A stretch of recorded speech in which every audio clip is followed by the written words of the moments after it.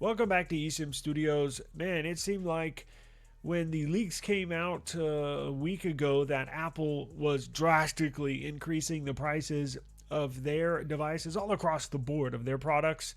Well, it seemed like they opened up the floodgates because a couple days ago we got word that the new foldables from Samsung were going to see a significant price increase. And guess what? Now we have Pixel price increases. And it's not a little price increase, it's a drastic price increase.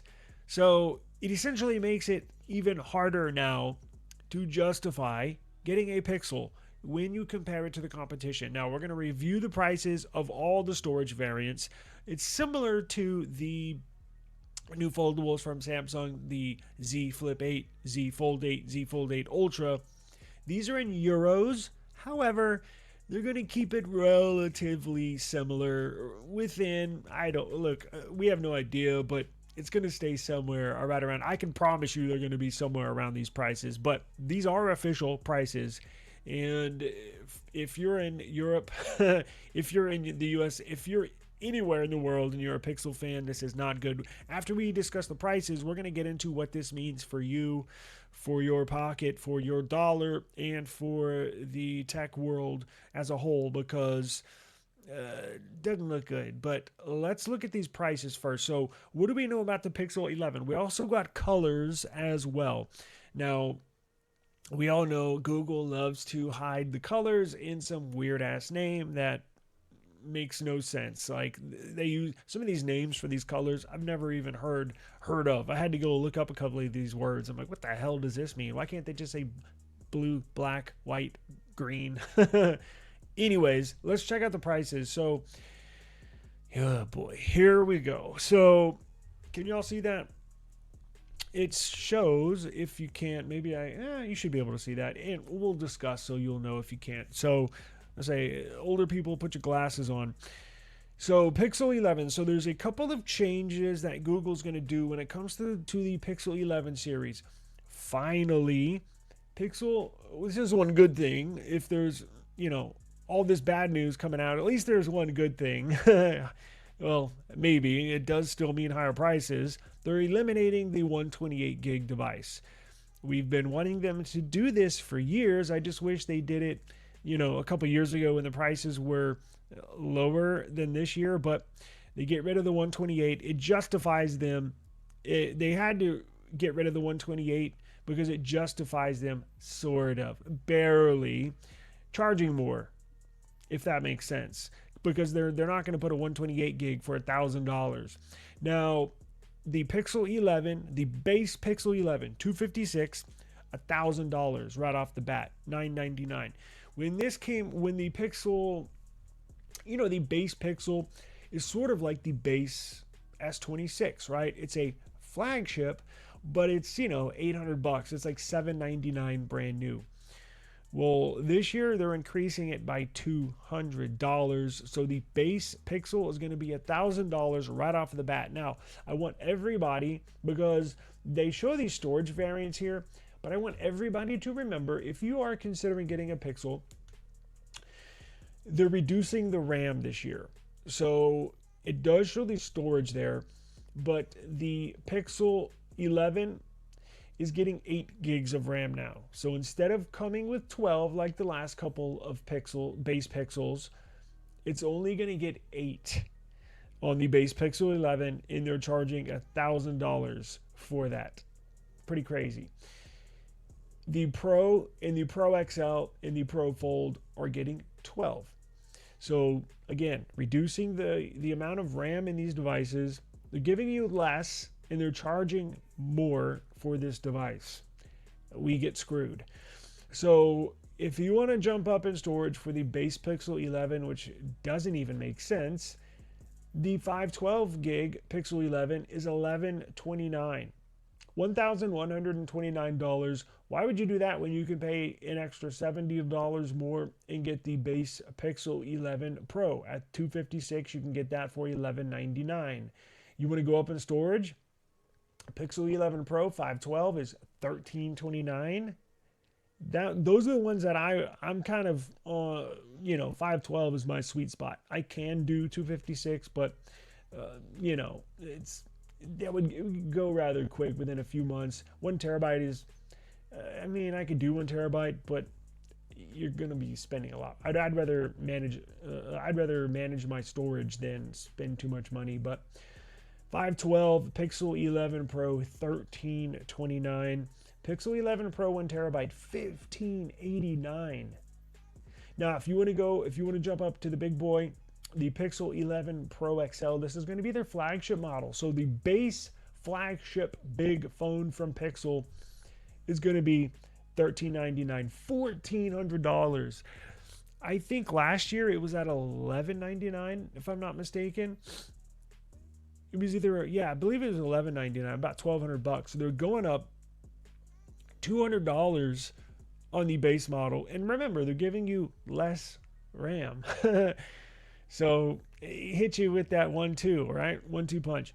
Now the 512 Pixel 11 Pro XL 1529, the 1 terabyte Pixel 11 Pro XL 1789. Lord have mercy, it's going to get worse from here. You want a foldable? You might think twice, because the base Pixel 11 Pro Fold at 256 gigabytes is $2 grand, $19.99. Yikes. Pixel 11 Pro Fold 512 is $21.29, and the Pixel 11 Pro Fold 1 terabyte is $23.89. Holy crap, that's expensive.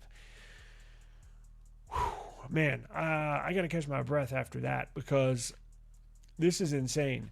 So they are launching on the 11th of August. They are launching on the 11th. Meaning they're going to have their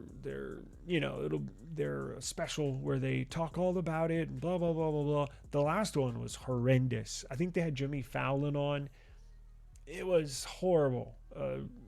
It was cringeworthy, to say the least. And then if you want to go grab one in person, they're going to be on the shelves on August 20th, meaning you can go to the Google store if you have one by you. I think our closest one is in Austin, but they'll sell them at Best Buy, or you can order them on Google's website. And again, let's get into what this means, because I think we're screwed. Now, before we get off of the Pixels, if there's one thing Google can do to help us with a price increase, is, like I said, for Samsung. If any of these companies, not just Google, not just Samsung, but I was going to say OnePlus, Motorola, Apple, the choices are getting slimmer. Give us better trade-in values. Like, I know y'all are passing the price increase to us because you don't want to pay for the extra amount of money that your suppliers are charging you for memory. Because let me get this right out. Let me get this out there. The reason why the prices are going up is because of the storage costs, RAM and the SSD and memory. All these AI data centers, they're popping up all over the place. Well, guess what? They got to put storage in the servers, and they're buying up all the RAM and all the memory to put in these servers and these cloud data storage centers. It's creating a shortage in the market.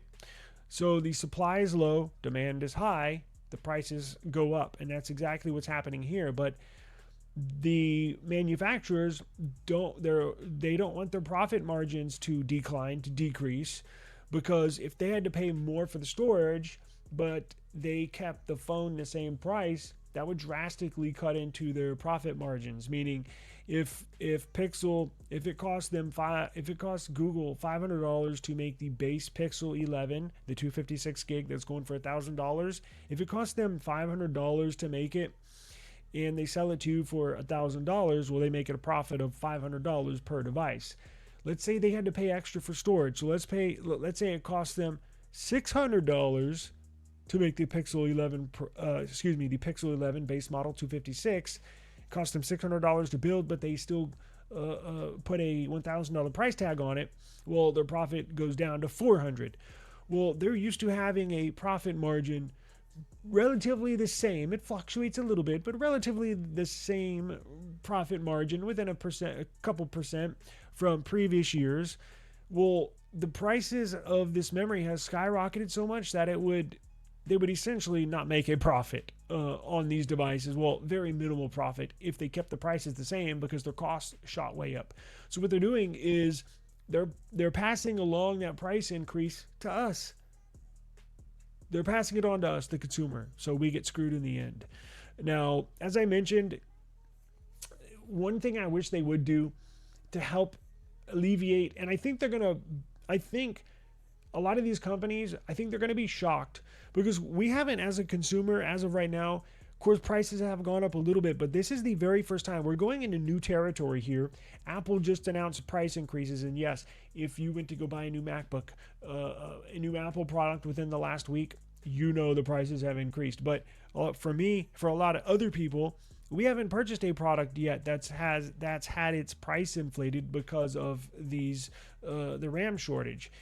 And rolling into these next few months, into this next year, me, we're going to potentially purchase a device that's going to be inflated from this memory cost increase. I think these companies are going to be shocked. I think they're going to be shocked that their sales are going to decline significantly, because I'm not buying a flip this year. Remember, I've had every single flip ever made from Samsung. I'm not going to do it this year. It's going up from $1,000 base model to $1,486. Are you shitting me? I'm not buying that. And for the Pixels, y'all know I have an issue. It's a personal problem. It's a personal grudge. I have an issue with the 200 charging cycle thing. Well, I'm gonna take a stand, damn it, not buy their phone. Well, seeing these prices, hell no, I'm not gonna buy the phone. Hell no. So, but those are two phones, just an example. That's two phones that in the past I would buy without even thinking twice. Soon as they're launched, boom, I'm on their website buying it. This year, I'm not doing it. And I think they're going to be shocked at their sales numbers. Not a happy shock. They're going to be a frightened shock, meaning, oh crap, we're not selling anything. Well, I think these manufacturers are going to have to get clever with how they give us incentives to buy the phone or the tablet or the device. You know, kind of like how in the automobile market, they get clever with inventory, pricing, and how they sell stuff. Well, these phone companies are going to have to do the same thing. They're going to have to get clever with how they move these units, because one way, right off the top of my head, is giving us more value for trade-ins. That's one easy way they can help alleviate that extra cost, give us more for our trade-ins, so it's less money out of our pocket purchasing these phones. Now, moving into the smartphone world, the tech world, doesn't look good. I have a fear that these prices are not going to go down. Now, I know moving into this Ramageddon phase that we're in, there was some word of, okay, well, how long is this going to last, right? How long are the prices going to last? Meaning the skyrocketing prices. How long is this going to last?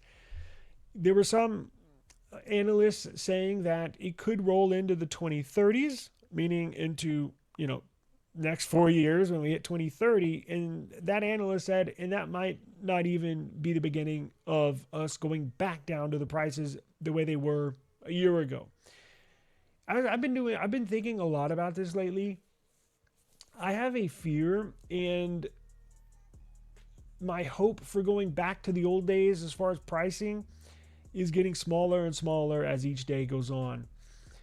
I have a feeling we're not going to go back down. Now, this is a fear that I have, but I feel the industry might go into, and I'm going to need your input on this because I've just been bouncing this idea off of the inside of my head and haven't had anybody else's perspective. So please provide me your input on this. I have a feeling this is never going to go down, because if this goes into the 2030s, that's 4, possibly 5 years from now, and the world gets used to base models of smartphones starting out at $1,400, up from $1,000, or instead of $800, $1,000, and then for your pro flagships, $1,300, $1,400. And then your XL flagships, Pro Maxes, the big boys, $2,000.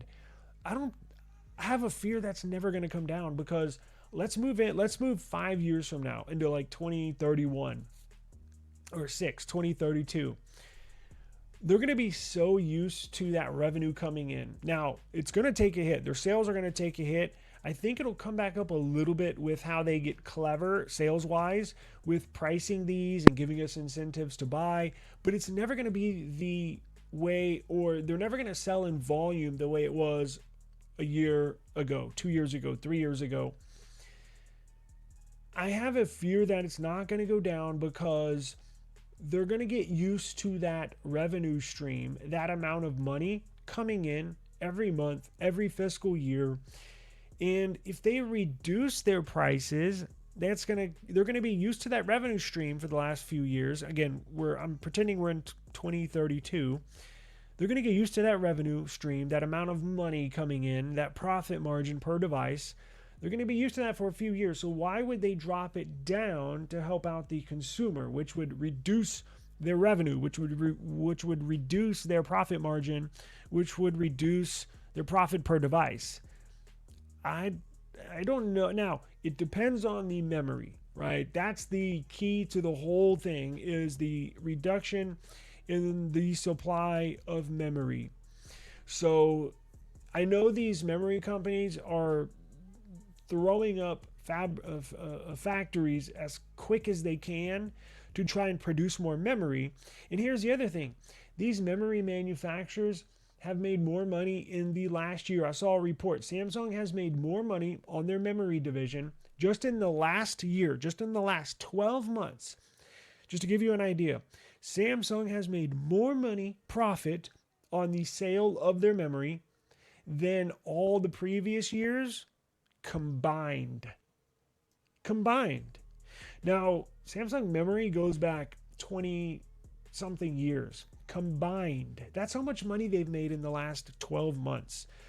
So they're going to look, they need to desperately get more memory on the market, but if they flood the market with too much memory, the prices they're going to make less money. I'm talking about the memory makers. So on their end, so there's a fine line. This is going to be a very rough next 3 to 4 years, and I think that's what that analyst was analyzing when he put out that prediction. It's going to take at least until the 2030s until we get a little adjustment, and I think that's why it's going to take a few years. It's going to take 36, 48 months to kind of get the supply and the demand leveled out, and then we'll see a level price moving forward. Will it come down in 5 or 6 years? I think it will a little bit, but it's not. It's never going back to the way it was a year or two ago on the pricing. It's just not. It sucks for the end consumer. It's just, I just don't see it. Now, what does that mean for the end user? Does that mean your $2,000 smartphone? Does that mean your $2,000 smartphone is going to be $1,500? Probably not. Does that mean your $2,000 smartphone is going to be $1,800? Probably. So it'll come down a little bit, but I don't ever see it going back to normal. And that's a huge concern for everybody. Not just me, not just you, but your mom, your aunt, your uncle, your sister, your coworker, the guy you see walking by you at the grocery store, walking past you. This is going to affect everybody. As I mentioned, my prediction, phone sales are going to plummet, which means used phone sales are going to go up. Now, that's one of the reasons why, if you are a subscriber to this channel, I've been keeping an eye on these used phone sales and these prices. They're not coming down. The OnePlus 15, they're still $800-900, and that it's been out for 8 or 9 months already. Last year, you could grab one for like $500 or $600. They have not come down. And if you look at iPhone prices, this iPhone 17 Pro, brand new, $1,000. Right now, it's still like $900, and it's almost time for a refresh. So now's a good time if you're in the used phone sales, I think this is gonna be like the car game, as like, kind of, I forgot what year it was, but you remember when new car sales plummeted? Well, right now, shit, and used cars became more popular. People used their cars for longer periods of time. People are going to use their phones for longer periods of time. And even if you go to T-Mobile, even if you go to AT&T, your $38 a month smartphone, even if you get it on a financing plan, is now going to be $68 a month. So, and that's just for one phone. What if you have a whole family? You see what I'm saying? Like, this is not good. And just wait till the S27 series comes out. It's not going to be good. And it's just, we're screwed. We are completely screwed. So this is going to be interesting to see where this goes in the future. Subscribe to the channel. I like to go a little deeper than just your typical phone review, just your typical tech YouTube channel. I like to discuss these things. I like to pull the curtain back, peek behind the curtain, kind of analyze what's going on in the tech world and, our future that lies in this tech world. So it doesn't look good right now, I'll just tell you that. But if you want a Pixel, those are the prices. Remember, they are reducing the amount of RAM because it would just be too expensive. Let's say Pixel put the same amount of RAM in these phones as last year. You're looking at a price increase per device of $150 to $200 just if they kept the same amount of RAM as they did last year. It has gotten that expensive. So if the base Pixel 11 is at $999, $1,000, if they put 12 gigs of RAM in there instead of 8, it would be I don't know, shit, $1,129 for a base Pixel. Yeah, so it's ridiculous at this point. But stay tuned to the channel. It is coming with the Pixel Glow. We know, the colors, duh. Let's see, and then we'll get out of here. So let me put this back up on the screen. So your Pixel 11, here are the official colors of your Pixel devices. Pixel 11, the base model, light sterling, really, which is a gray, midnight haze, just call it black, fuchsia, just call it pink, just call it like it is, and then moss, which is green. See what I mean? And then Pixel 11 Pro, you're going to have a light fog, which is white, midnight haze, which is black. You're getting a dune,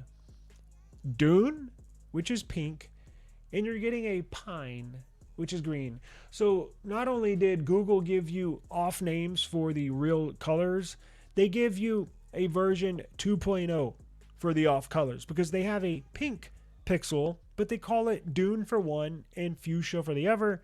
And then they have a green Pixel, but they call it pine for this one and moss for that one. Really? You're getting too cute here.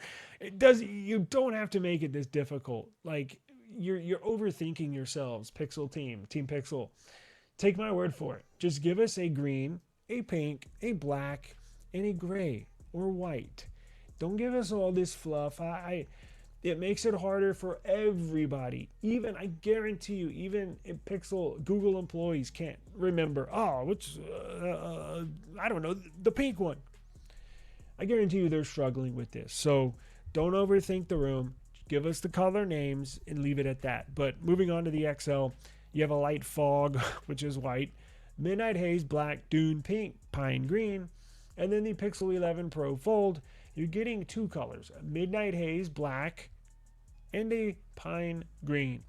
Now with the 1 terabyte models, they're getting one color, and you're getting midnight haze, black. 1 terabyte model, one color. Doesn't matter which Pixel 11 series device you get, whether it's the Pixel 11 Pro, Pixel 11 Pro XL, or the Pixel 11 Pro Fold. Only one color in the 1 terabyte storage model, which is midnight haze black. Whew. Subscribe to the channel. I'll make sure to keep everybody updated on this Pixel launch, and as well as the memory Ramageddon situation. Appreciate the time. We'll see you on the next one. Peace. Yeah. Woo. I just need my space right now. Fresh off the G5 jet, I'm on my way to a brand new kit.